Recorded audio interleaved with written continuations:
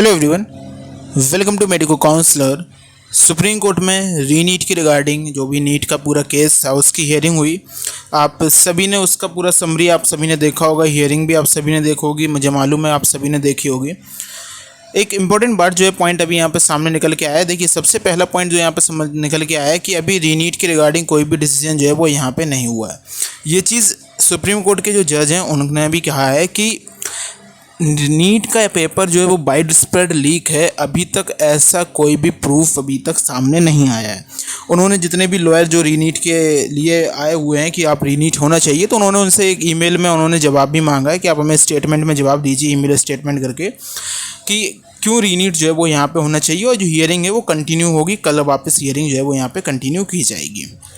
बाकी सभी और भी पिटीशंस जो यहाँ पे फाइल की गई थी वो यहाँ पे हियर की गई। तो सबसे इम्पोर्टेंट जो यहाँ पे निकल के आया, आपको मालूम होना चाहिए, एक क्वेश्चन जिसमें 2 ऑप्शन, पहले एनटीए ने एक आंसर दिया था, उसके बाद जब चैलेंज किया गया तो एनटीए ने दोनों आंसर जो है वो यहाँ पे 2 आंसर जो है वो यहाँ पे करेक्ट दिए थे। ये एक आपको मालूम होगा।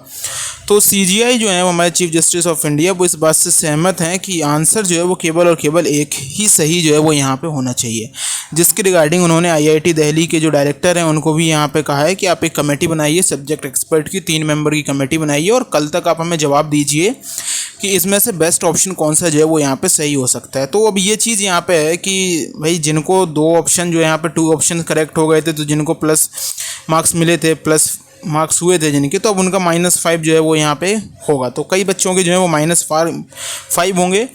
अब ऐसा नहीं है कि आप ये कहें कि वो पूरा का पूरा क्वेश्चन ही डिलीट कर दिया जाए, क्योंकि यहाँ पे सीजीआई ने एक बात यहाँ पे कही थी कि आपने जो एनटीए से उन्होंने कहा था गवर्नमेंट कि आपने जो किया है उससे 4 लाख बच्चे जो हैं वो यहाँ पे अफेक्टेड हुए हैं। तो अब ऐसा नहीं है कि अगर उन्होंने ये पूरा क्वेश्चन ही कैंसिल कर दिया तो सबको मार्क्स देने पड़ेंगे, तो फिर सबको मार्क्स देंगे तो फिर रैंक तो बहुत इंक्रीज़ कर जाएगी, वैसे ही काफ़ी ज़्यादा रैंक इंक्रीज़ कर रही है, सबको देंगे तो फिर तो बहुत चेंज हो जाएगा। तो इसका ये मान के चलिए कि आपका एक ही रिजल्ट जो एक ही आंसर जो है वो इसका यहाँ पे आएगा।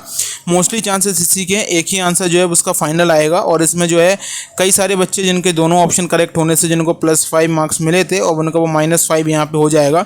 जब ये चेंजेस यहाँ पे होंगे, -5 यहाँ पे होगा, तो फिर आपका रिजल्ट जो है वो यहाँ पे रिपब्लिश करना पड़ेगा एनटीए को, क्योंकि फिर कई सारे बच्चों के मार्क्स कम होंगे। जो टॉपर्स हैं जिनको यहाँ पे कई सारे बच्चों को +5 मिलने से जो है वो यहाँ पे उनके नंबर काफ़ी ज़्यादा आ गए, 720 में 720 आ गए थे, और उसके नीचे भी कई सारे बच्चे हैं। तो इन सभी बच्चों को जो है वो यहाँ पे इससे अफेक्ट होने वाले हैं। और हर बच्चा है तो रीनीट होगा कि नहीं होगा इस पर डिसीजन नहीं आ रहा है, लेकिन हर दिन एक नया बच्चों को टेंशन जो है वो यहाँ मिल रही है। अब कई सारे बच्चे जैसे हैं जिनको +5 मिले थे, अब उनका -5 यहाँ पे होने वाला है।